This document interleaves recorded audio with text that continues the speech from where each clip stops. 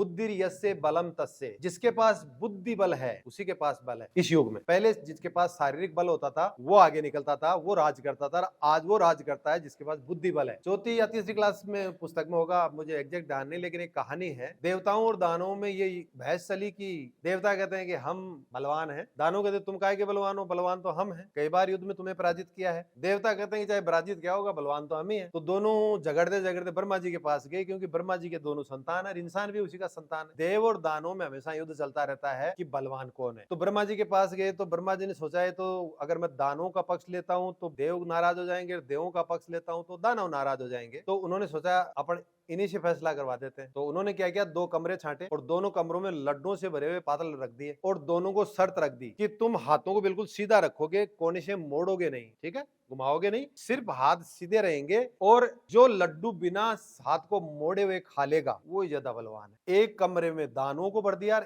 एक में देवों को भर दिया, देवताओं को, और कहा कि जाओ तुम्हारी परीक्षा का परिणाम है वो ये बताएगा कि बलवान कौन है। अब दानों ने तो क्या किया कि बुद्धि तो नहीं थी, बुद्धि नहीं थी तो वो क्या करें, लड्डू उठाएं और फेंकें सामने वाले के ऊपर, किस लिए कि तेरे मुंह खोल लो, मुंह में सीधा जाएगा। लेकिन बुद्धि नहीं थी तो मुंह में भी जाने नहीं जा पाया, तो लड्डू बाहर जाके बिखर गए। तो यूं मार मार करके उन्होंने आपस में सारे लड्डू बिखेर दिए, एक भी नहीं खा पाया। और देवों ने दिमाग लगाया कि अपन एक काम करते हैं, आमने सामने बैठ जाते हैं, मेरे मुंह में तुम दे दो और तेरे मुंह में मैं दे देता हूँ, लड्डू खा लेंगे, बिखरेंगे नहीं, कुछ नुकसान भी नहीं होगा। देवों ने खा लिए। अब ब्रह्मा जी ने कहा एक एक कमरे को खोलो, दानवों को खोला तो सारे दानव आपस में एक दूसरे से भिड़ रहे और लड्डू बिखरे पड़े, और देवताओं का खोला तो लड्डू सपाचट कर गए, खा गए और शांति से आत्म संतुष्टि के साथ बैठे। तो ब्रह्मा जी ने दानवों को और देवों को कहा कि बताओ आप में से कौन बलवान है। दानवों ने मान लिया कि साहब हम कमजोर हैं, देवता ही बलवान है, क्योंकि बुद्धि इनके पास है। तब ये श्लोक कहा गया था, जो चाणक्य नीति में भी लिखा हुआ है श्लोक और हितोपदेश में भी है, बुद्धि यस्य बलम तस्य। इसलिए ज्ञान अर्जन करो, बुद्धि का अर्जन करो अगर आपको आगे जाना है तो, क्योंकि इस युग में बलवान वही कहलाता है जिसके पास बुद्धि बल है।